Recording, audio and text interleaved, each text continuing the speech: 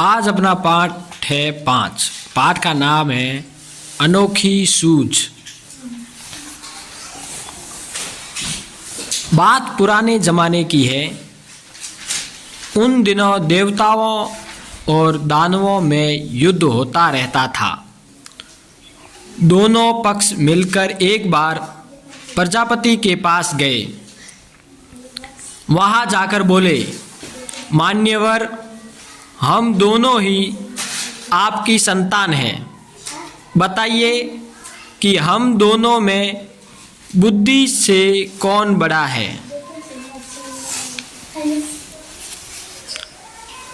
उनकी बात सुनकर प्रजापति मुस्कुराए। मन में सोचने लगे, किसे बड़ा बताऊं, देवताओं को या दानवों को। देवताओं को बड़ा बताता हूं तो दानव नाराज होते हैं। दानवों को बड़ा बताता हूं तो देवता नाराज होते हैं। हो सकता है तब दोनों आपस में लड़ने लगे। बड़ा टेढ़ा प्रश्न था। बड़ा बताए तो किसे बताए। कुछ सोचकर वे बोले, इसका उत्तर कल दूंगा। आप दोनों ही कल मेरे यहाँ भोजन पर आमंत्रित हैं। भोजन के बाद बताऊंगा कि कौन बुद्धि में श्रेष्ठ है। दूसरे दिन दोनों पक्ष भोजन के लिए पहुँचे। दोनों को अलग अलग कमरों में बैठाया गया। वहाँ मिष्ठान से भरे थाल भिजवा दिए गए। प्रजापति दानवों के कमरे में गए।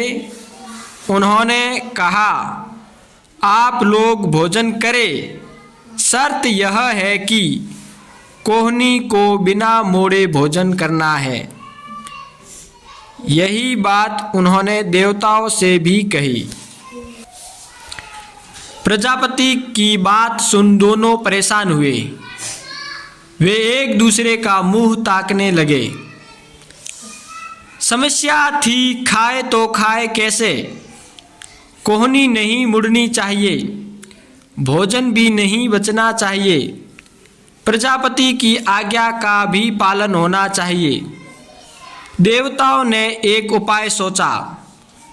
कमरे के किवाड़ बंद किए, आमने सामने बैठ गए। लड्डू उठा उठाकर एक दूसरे के मुंह में देने लगे। कुछ देर में थाल साफ हो गए। सारे लड्डू समाप्त हो गए। ना हो हल्ला ना शोरगुल। देवताओं ने शांतिपूर्वक भोजन किया। दानव अपने कमरे में परेशान थे। सोचने लगे, बेकार ही यहाँ आए। नहीं आते तो यह परीक्षा तो नहीं देनी पड़ती। आ ही गए हैं तो परीक्षा देनी ही पड़ेगी। दानवों ने भी किवाड़ बंद किए। लड्डुओं के थाल पर टूट पड़े। लड्डू लेकर ऊपर उछालने लगे।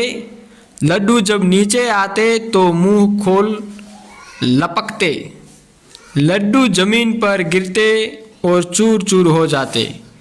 कमरे से हो ही की आवाज़ें आती रही। चीखते चिल्लाते और लड़ते झगड़ते रहे। सारी स्थिति स्पष्ट थी। प्रजापति ने कहा, देवता ही श्रेष्ठ है। जानते हो क्यों? इसलिए कि इन्होंने सहकार की भावना से काम किया है। खुद भी खाओ और दूसरों को भी खिलाओ। जियो और जीने दो। यह थी इसकी विशेषता। इनकी विशेषता यह थी। इन्होंने बुद्धि से काम लिया, सूझबूझ दिखाई। ये आमने सामने बैठ गए।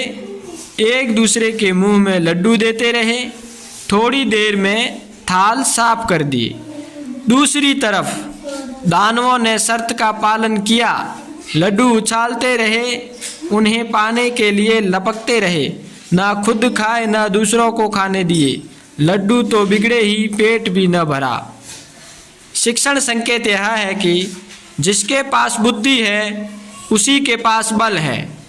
इसके लिए संस्कृत में एक सूक्ति है, बुद्धिर्यस्य बलम तस्य।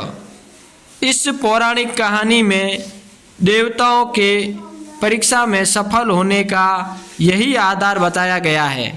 शिक्षण के समय अन्य प्रसंग देकर भी बुद्धि की महत्ता और सूझबूझ को स्पष्ट किया जा सकता है। विशेषकर विपत्ति के समय बुद्धि ही मनुष्य का साथ देती है। जीवनगत इस सत्य को अवश्य उबारे।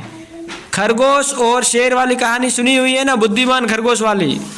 उसमें खरगोश तो कितना छोटा होता है, शेर कितना बलशाली होता है, फिर भी खरगोश अपनी बुद्धि से शेर को हरा देता है। हरा देता है कि नहीं हरा देता? तो बल से भी बुद्धि ज़्यादा शक्तिशाली है। ठीक है ना।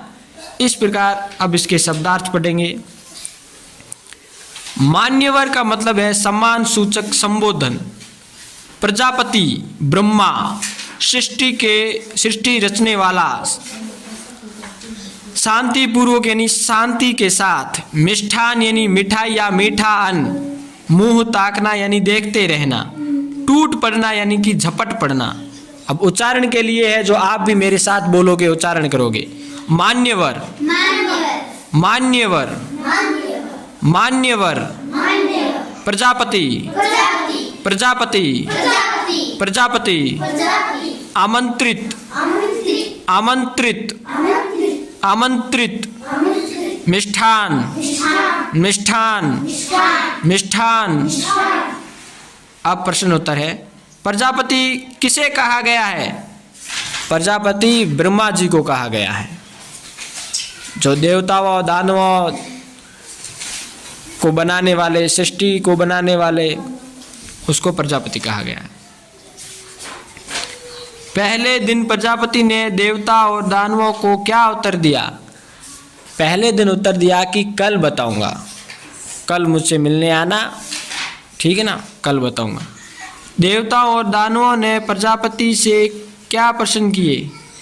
देवताओं और दानवों ने प्रजापति से प्रश्न किए कि बुद्धि में सबसे ज़्यादा बड़ा कौन है? बुद्धि से बड़ा कौन है हम दोनों में से? अगला प्रश्न है, दिए गए शब्दों से रिक्त स्थानों की पूर्ति करे। श्रेष्ठ, दूसरों, खुद, लपकते और परीक्षा। भोजन के बाद बताऊंगा कि कौन बुद्धि में श्रेष्ठ है। श्रेष्ठ। आ ही गए हैं तो परीक्षा देनी ही पड़ेगी। परीक्षा।